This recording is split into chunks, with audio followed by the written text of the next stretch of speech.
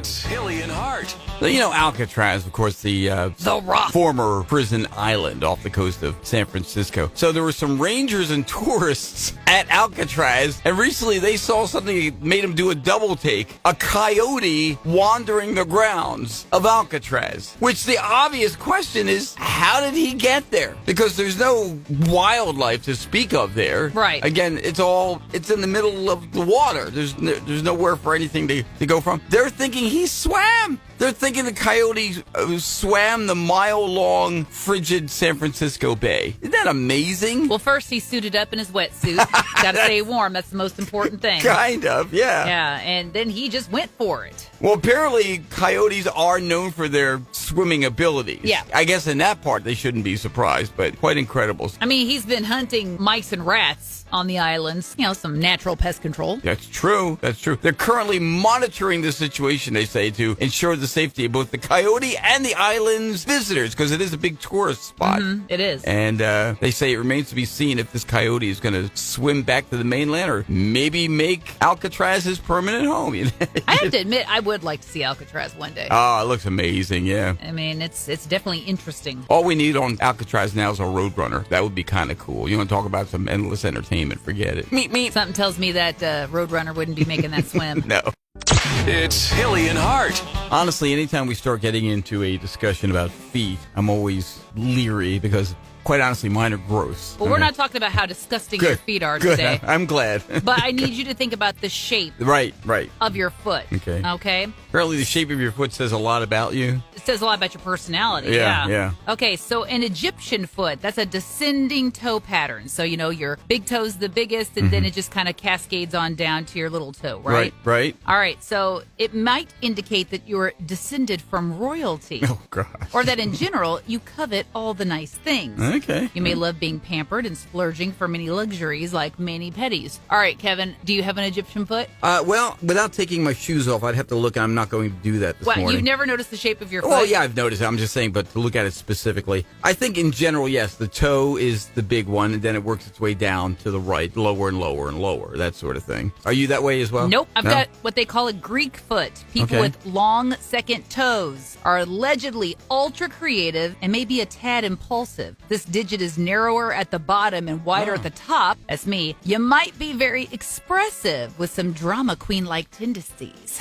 Wow. Well, guess what? I'm looking at my toe. I did take my shoe and sock off here. Ew. Mine is a Roman foot. It's called a Roman foot. The first, second, and third toes are all roughly the same length. It says I tend to dominate in sports.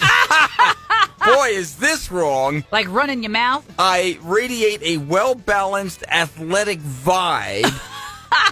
Likely to go for intense workouts or frequent marathon training. They couldn't be more wrong about me, Aaron. Yeah. I mean, it is humorously wrong. All right, Germanic foot. If your big toe rules over four others of equal length, chances are you're hardworking, recognized by others as being responsible and diligent. Okay. I'm really taking this with a grain of salt, and I think you should too, but here we go. And a small pinky toe. That's now, I do have a small pinky toe. It's barely there. Tiny one that tends to flail away from the other four could mean you're comfortable separating from the crowd, or you might just need to see a foot doctor.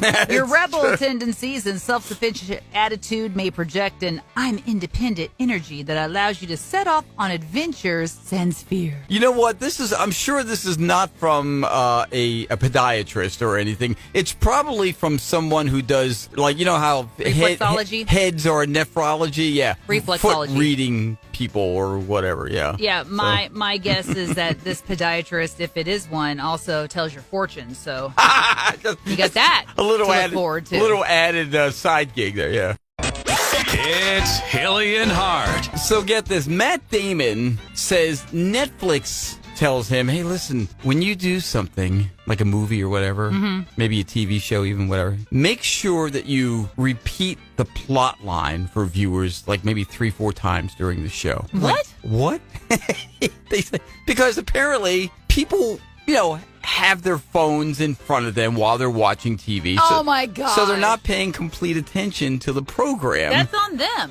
Well, I kind of think that, too. And Netflix, hello, But you'll get more views when they rewind and have to watch it again. That's true. Actually, I didn't think of that. But they are recognizing how people watch TV. I'm sure Damon, for his part, is like, no, you're not going to change the way we do something just because viewers are a certain way. We're going to tell the story, film it, whatever, the way we want. Yeah, you don't want him knocking on your TV screen, Hey, I don't know if you were paying attention, but by the way, that red car that earlier you saw, that's going to be coming back again later on. So pay you know what I mean? You watch the show and you piece it together yourself. That's a ridiculous reason to be accommodating. It really is. I mean, if people are too lazy to put their phones down and actually pay attention to a movie, then they shouldn't watch the movie to begin with. Now, I have another problem, and that is falling asleep while watching a show. Now, that I do. Yeah. And last night we were watching an episode of High Potential Individual with Caitlin Olsen, which is really, really good, by the way.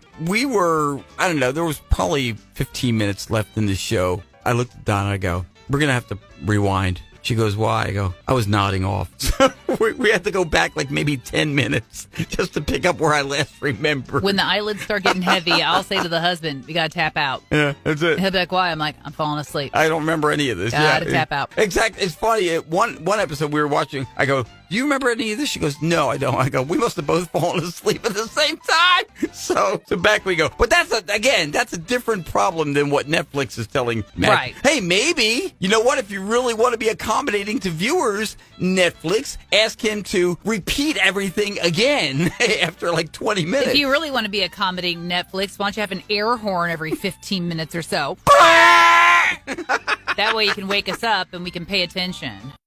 It's Hilly and Hart. I gotta tell you, man, this plan by this woman in South Africa, it sounds like it really didn't have a whole lot of planning at all. I think she just kind of did it on a whim.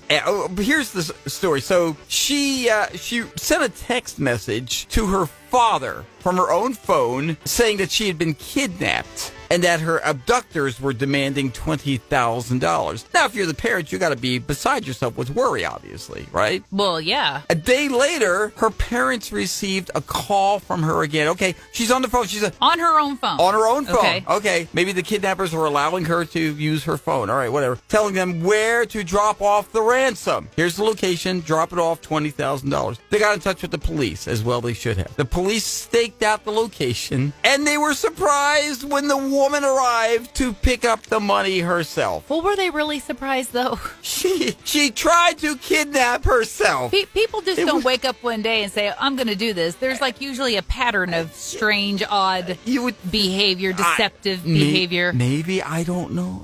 Like I said, I don't condone this or advocate it or anything, but it just sounds to me like, at the very least, you're going to have to get somebody else involved. A self-kidnapping does not work well. Kevin, I'm going to need you to send a text to my parents. It's like trying to play ball with yourself. You can't do it. You need somebody else to throw it to you. If my dad knew how to text, he would text back, keep her. Never liked her anyway. Never my favorite.